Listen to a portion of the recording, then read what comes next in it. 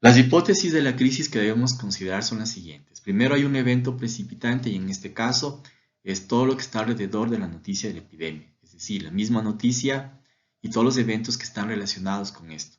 Por ejemplo, el miedo a enfermarse, el tener un familiar, un amigo, un vecino que está enfermo, eh, el empezar a experimentar algún tipo de síntoma, la cuarentena en la que nos encontramos, etc. Entonces, tenemos un evento precipitante claro que es lo que va a generar la crisis.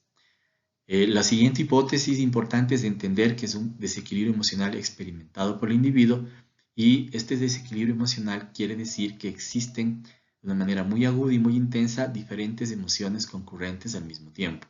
Miedo, angustia, eh, vergüenza, culpa, ansiedad, ira, y entonces experimentados intensamente al mismo tiempo generan este desequilibrio.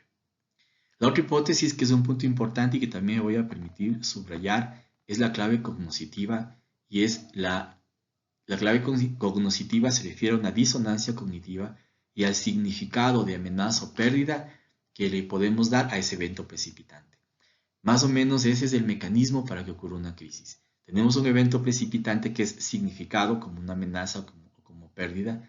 Esta información genera una disonancia cognitiva, es decir, es difícil de manejar con los recursos cognitivos normales o habituales que tenemos las personas y entonces se genera la crisis. Y la expresión emocional es exactamente es producida por este significado. Entonces es una sintomatología que se genera a partir de este proceso de significación.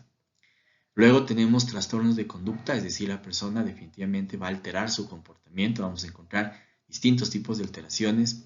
Hay una ideación de muerte, de hecho, en la teoría se encuentra siempre que la crisis está asociada con la muerte, con la idea de muerte. Muchas personas en crisis empiezan a tener elaboraciones alrededor de esto, hacia sí mismo, ideaciones suicidas o de violencia hacia otras personas. Es necesario siempre indagar esto porque existe siempre el riesgo de la muerte. Y también la desesperanza hacia el futuro. Este es un punto importante porque una persona en crisis empieza a elaborar ideas hacia el futuro que son negativas, es decir, como la pérdida de la capacidad de orientarse hacia el futuro y además empieza a desconfiar de las ideas que tenía, de las metas, de los sueños, y eso también genera una amenaza hacia su propia estabilidad en el presente.